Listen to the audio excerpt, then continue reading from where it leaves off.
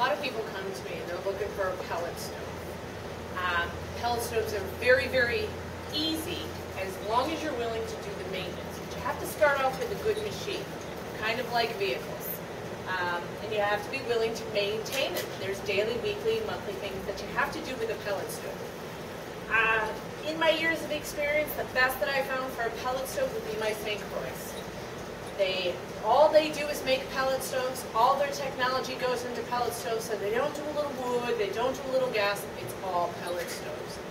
We show 3 different models here in our showroom. We have the Hastings. This one is an enamel black. It does come in a flat cast iron. Gives you the traditional wood stove look. We also have the Lincoln, which has its sister. The Lincoln 10 is a multi-fuel unit. So it will burn corn, wheat, cherry pits. This I call the beast.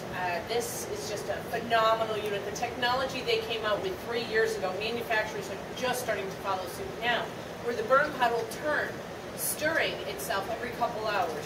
That helps to prevent clinkers, which is excellent. Then you have the element at the end. That one's a nice little floor plan. I show it with the legs. Most of my customers like it with just a little floor pad that it comes. It's sleek, goes anywhere, very easy to operate. They come with the thermostat. You can run the wire, but they come with the thermostat. So what's nice with that is you can set it and it'll go accordingly. So now you're going to get your highway mileage instead of for your in-town mileage.